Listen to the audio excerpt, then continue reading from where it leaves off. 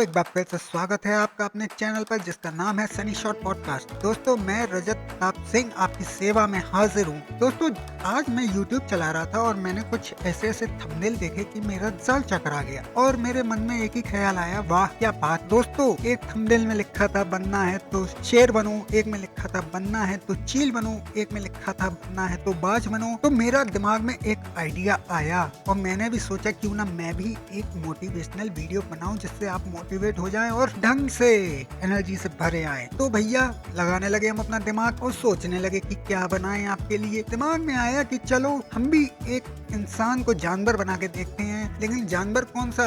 तो जानवर आया दिमाग में गधा। तो थंबनेल का टाइटल मैंने सोचा कि बनना है तो गधा बनो, नहीं तो कुछ नहीं, क्योंकि गधे में जो बात है वो किसी में नहीं। जी हाँ दोस्तों, गधे के पास है सहनशीलता यानी पेशेंस। गधा जितना झेल सकता है उतना कोई नहीं झेल सकता, ये तो आप जानते ही हैं और मैं भी जानता हूँ। गधा बहुत सीधा होता है। खैर गधे से एक बात मुझे और याद आई जो मैं आपके साथ शेयर करना चाहता हूँ। आज से करीब 10 साल पहले जब मैं क्लास 9th में था तो मेरे एक टीचर आए। टीचर का नाम था लक्ष्मण शुक्ला, जो कि अभी अभी इलाहाबाद से आए थे और नए नए टीचर बने थे। पहले उससे पहले वो आर्मी स्कूल में पढ़ाया करते थे और बहुत ही सीधे साधे सर थे। तो एक दिन जब वो पढ़ा रहे थे तो मैंने पीछे से उनकी चौक मार दी। अब भैया मैं तो बैक बेंचर ठहरा। उन्होंने पूछा सबसे, किसी ने मेरा नाम नहीं लिया क्योंकि भैया हम तो थे डॉन, तो हमारा नाम लेगा कौन? तो भाई उनका गुस्सा भी जायज था और वो गुस्से में उन्होंने कहा कि चलो एक तो मैं कहानी सुनाता हूँ। तो बच्चे सारे खुश हो गए, चलो भैया कहानी सुनने को मिलेगी, ये बोरिंग पीरियड तो खत्म होगा।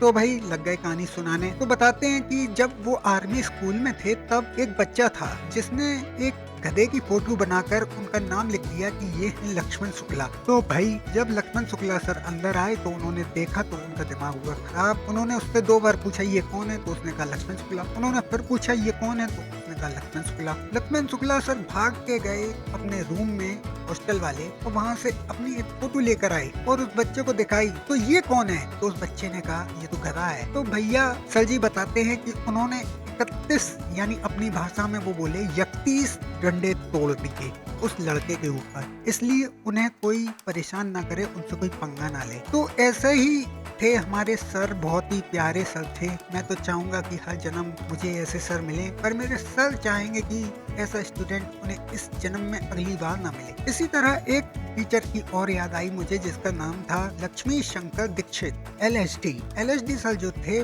वो बड़े ही शरारती थे क्योंकि उन्हें लगता था सीटी से बड़ा ही चिड़चिड़ापन। जी हाँ, कोई अगर उनके सामने सीटी बजा दे तो भैया डिटेक्टिव मूड चालू हो जाता था उनका। आप समझ नहीं पा रहे होंगे, मैं आपको बताता हूँ फिर से। तो भैया कहानी कुछ ऐसी है कि जब LSD सर पढ़ाया करते थे कंप्यूटर तो कोई ना कोई बच्चा सीटी बजा दिया करता था। तो सीटी की आवाज सुनते ही LSD सर एकदम ठिसिया जाते थे और भैया ढूंढने लगते थे किसने बजाई है सीटी, जिसके लिए वो पूरी क्लास को खड़ा करते थे और सबको मारते थे क्योंकि कोई बच्चा बताता नहीं था किसने बजाई है सीटी। तो ऐसे ही एक बार मैंने भी बजा दी सीटी क्योंकि भैया बहुत बोरिंग पीरियड था और मैं हो रहा था बोर। तो मैंने सोचा क्यों ना टाइम पास किया जाए, तो बजा दी सीटी। बस फिर क्या, डिटेक्टिव मूड ऑन। बच्चों से पूछा पलटते ही, तो बेटा ये बताओ क्या तुमने कभी कोई आवाज सुनी? बच्चों ने कहा नहीं। तो सर झूठ मत बोलो, तुमने आवाज सुनी है। बच्चों ने कहा कौन सी आवाज? वही आवाज। कौन से सुनो, कौन सी आवाज? सीटी की आवाज। बच्चों ने कहा नहीं सर हमने तो नहीं सुना। तो जिस बच्चे ने ये कहा था हमने नहीं सुना, उसको पहले उन्होंने ढंग से पेला। जब तक उसके मुंह से नहीं कहलवाली कि हाँ सर हमने सुनी, तब तक उसे पेलते रहे वो। उसके बाद नंबर आया सीटी बजाने वाले का। तो भैया ढूंढना चालू हुआ, हर एक बच्चे को उठा उठा के पूछा गया। अब कोई बच्चा मेरा नाम ना ले क्योंकि भैया सबके हम दोस्त और सबके हम यार। तो भैया किसी ने नाम नहीं लिया मेरा, तो उन्हें पता नहीं कैसे पता चल गया कि मैंने ही सीटी बजाई है। पर उनके पास कोई सबूत नहीं था जिस चक्कर में मैं बचा हुआ था। लेकिन उन्होंने सबूत की परवाह ना करते हुए मुझे बुलाया और मुझे पेल दिया। तो भैया मैं भी खिसे आ गया। मैंने कहा क्या आप पे सबूत क्या है कि आपने मुझे मारा, मैंने सीटी बजाई? आप कैसे कह सकते हैं कि मैंने सीटी बजाई है? और मैंने उठाया अपना बैग और सीधे क्लास के बाहर फेंक दिया। अब वो बड़बड़ा गए। उन्होंने सोचा कि अरे बच्चा ये बहुत गुस्सैल है और उन्होंने मुझे बुलाया, मुझे प्यार से समझाया, सॉरी वॉरी बोला। उसके बाद मैं शांति से बैठ गया। तो ऐसे टीचर थे हमारे, इतने प्यारे टीचर थे कि क्या बताएं, आज भी उनकी बहुत याद आती है। पर उन्हें हम एक बुरा सपना समझ के वो लोग भूलने की कोशिश करते होंगे। तो मैं मोटिवेशनल चैनल पे था